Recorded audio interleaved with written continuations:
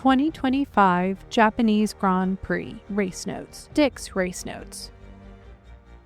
My take on this race was that Max Verstappen did a brilliant job in qualifying, and that translated then to a big win in the race. And in my opinion, this may go down as one of Max's best drive. It may not be quite on par with his win in Brazil of 2024, but still a pretty amazing victory. I must say I was very impressed at how he pulled it together, because I don't think the Red Bull is the best car on track right now. I know they brought some upgrades, but it's probably maybe the third best car, and Max just made it the best car for this weekend. It was clear from the start that as soon as Max and his Red Bull got into clean air, he had the field covered. So he made a great start, closed off Norris into the first turn, and honestly, from there, the race itself was largely processional. Everybody pretty much finished where they started, plus or minus one or two positions. So let's be real here, it was not exactly a riveting race. It's interesting because Max and Fernando Alonso and Fred Vasseur all commented that the racing this year has been kind of processional. I mean, it was that way in China as well. And they're starting to theorize, and Fred Vasseur said this, that the championship may come down to who is the best qualifier throughout the season. I think that's really interesting because apparently with the size of the cars and the aerodynamic turbulence that they're now throwing off, the cars are becoming more and more difficult to pass. And so Alonso made the comment that Suzuka is becoming a lot more and more like Monaco, which of course has also drawn comparisons where they said that Imola has become more and more like Monaco. So for the overall health of the sport, I'm not sure how good of a thing this really is. I also have to give a big tip of the hat to Isaac Hadjar and Ollie Behrman. Those two youngsters delivered huge performances, and they both scored points. Hadjar may well be driving the fifth best car out there, and so his performance was excellent, but Behrman's race was, to my mind, even more impressive, given that his Haas is not exactly setting the world on fire. Ollie finished 10th, scored a point, and I really think that it was pretty amazing, especially given that Behrman's teammate, Esteban Ocon, really struggled throughout the whole weekend with the same car. I would also add that in the category of punching above their weight, I have to give a nod to Fernando Alonso, who I believe is currently driving probably the 9th best car on the grid. He drove that car to 11th, and it's one of those drives where he drove exceptionally well, but no one's ever going to talk about it because the car is just so uncompetitive. Another comment that is a takeaway for me from this race is that Ferrari looks pretty average at the moment. Not really sure what's going on, but I don't think they're the second best car. I do believe that Mercedes at the moment appears to be stronger than Ferrari, and unless Red Bull can figure out how to pull Yuki Tsunoda up the grid, I think that Mercedes is probably the second best team right now, because both George Russell and Kimi Antonelli are driving very well and scoring useful points with both cars in every race. Red Bull can't say that. They couldn't say it last year, and they're not saying it now. So I think Mercedes could be a genuine contender for second place in the Constructors' Championship right now. Although Max had McLaren handled very well, but of course when it came to points for the Constructors' Championship, McLaren handily outscored Red Bull because only Max scored points. So having said all of that, we now move on to Bahrain for the second race of a triple header.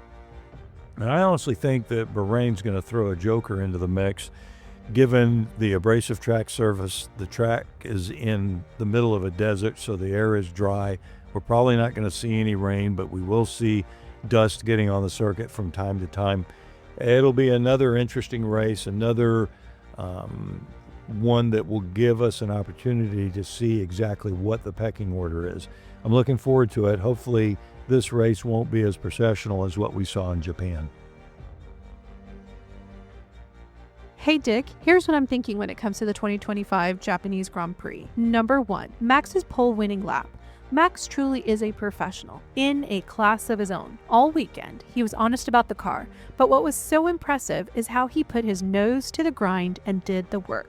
He had the ability to get that car into a setup window where he could, by force of will and skill, extract what was necessary to get into that pole position. And I watched a video of Fernando admiring Max's pole winning lap. Fernando was grinning from ear to ear. I loved seeing that.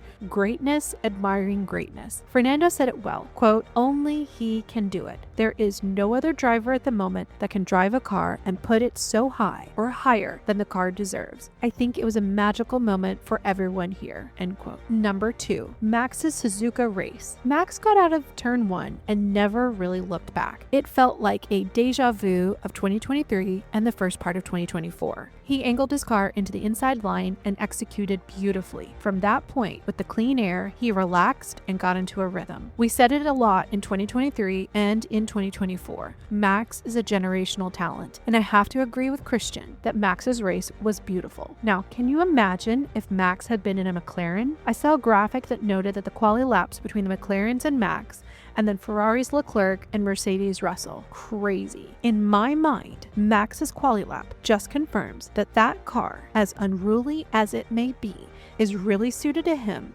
and anyone in the second seat would do well to mentally realize that and do his best to adapt and have realistic expectations, as well as ignore the media speculation. Number 3, behind Max. Behind Max, I was surprised we didn't see more of a kerfuffle into turn 1 on that opening lap. I mean, everyone came out unscathed. I'm wondering if that caught out a lot of teams regarding strategy. They had to have the presumption we'd see a safety car. Number 4, McLaren strategy. Speaking of behind Max, I wondered why wasn't McLaren more aggressive in their strategy. They arguably have the best lineup. They definitely have the best car, and their drivers are raring to beat Max and each other. Why were they restrained in their strategy? Why didn't McLaren put pressure on Max? They had opportunities throughout the race. They weren't under pressure from the Ferraris or Mercedes. Max had to cover both McLarens.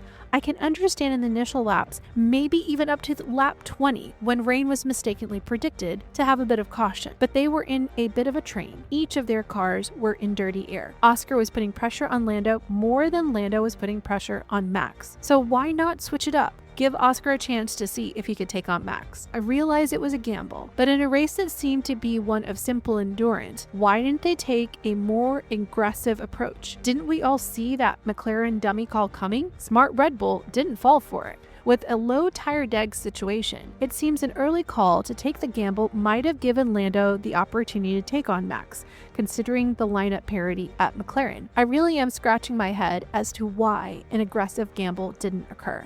They had to know that if Max got out in front, it's game over without some major risk taking. I'm wondering if they are confident that they can get the points later in the year because they have a great car and didn't want to risk their overall points and/or increase tension between their drivers with team orders. Or maybe they expected a safety car to come out, which would have given them the natural reset. They surely must have thought with the number of rookies and/or aggressive efforts down the grid that at some point they could do a quick pit. I did read that Andrea Stella said, quote, "I don't think it was so clear that Oscar was faster. I think that Lando was trying to get in Max's slipstream even closer, but anytime he went below 1 second, then there was a significant loss in grip. So Lando was doing a little bit of an elastic race, trying to cool down his tires a bit, going again. I don't think it's a situation that we should judge at face value in terms of what the pace of the car was. Lando was trying to get close to Verstappen with maximum momentum, but it was difficult. It was something we knew right from the start that at this track, you need 7 to 8 tenths of performance advantage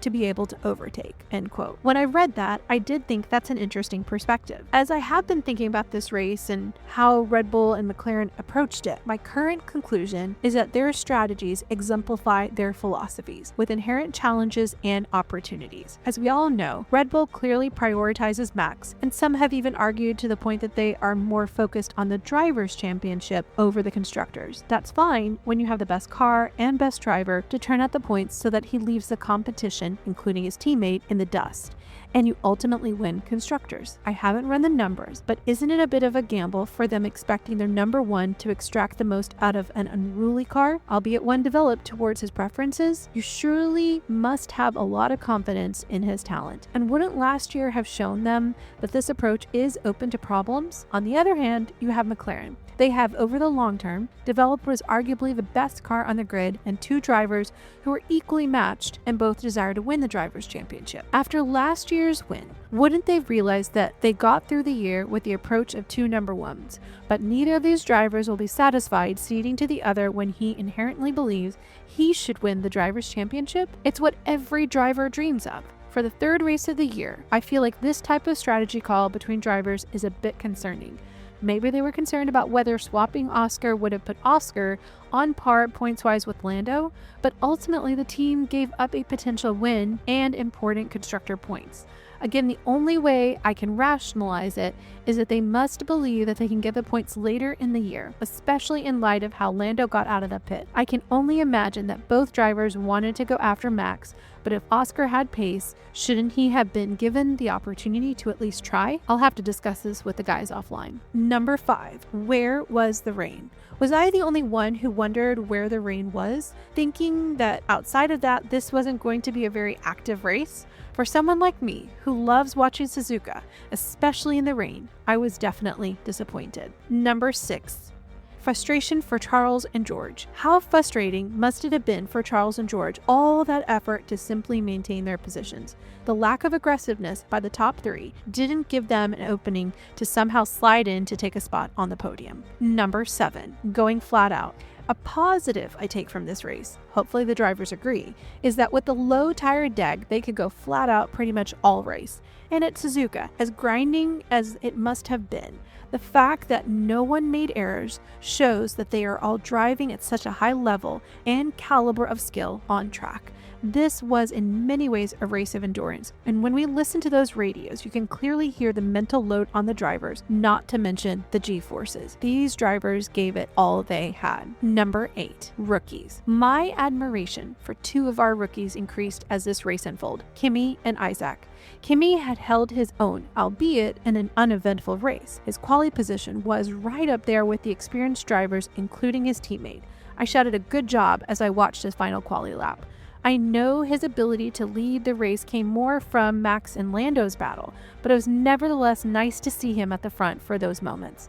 Additionally, Isaac, he flew under the radar because of the Red Bull Racing Bull soap opera, but making it into Q3 and staying in the top 10, including right behind Lewis and scrapping with Carlos, nice. Number 9, Yuki. What does P12 mean for Yuki? I said it during the monthly race review as we looked ahead to this race. It would be a tall order for Yuki to make it into the top 10 immediately. That said, this is Red Bull. With Isaac performing well now for the last 2 races, is that a threat to Yuki? I hope not, for both their sakes. I don't want to see more shuffles between the Red Bull and Racing Bull seats, at least not before summer break. Number 10, limited battles. I really appreciated the scrapping between Alonso and Gasly for P11. It shows you how valuable every point is, especially further back in the field. Ultimately, Fernando must be relieved to have finally had the opportunity to finish a race, even if not making points. This may be a bit off the wall, but would we have seen a bit more aggression on the track if Sainz had been further up the field, at least in the initial laps, if he hadn't taken the grid penalty? I ask because being further in the back, knowing it's going to be a bit of a processional, might that have left him, one who is willing to take strategic risk, to calculate that it's better to finish and not have crash damage, especially at this point in the season, let alone in his time with Williams? He's admitted that he's still learning the car. And number 11, Suzuka snooze fest. Well, when Verstappen won pole on Saturday, I've got to be honest, I thought to myself, this might turn into a snooze fest. Did that deter me from staying up? No. Did I fall asleep? Yes. 12 midnight start time while still battling jet lag didn't exactly help me. The periodic checks in to see if anything happened made me realize, as Carlos said, quote, Suzuka has become a bit of a new Monaco, end quote. Ugh, that's not good. I really wish the cars would get smaller so we could see some more of that classic action on the track.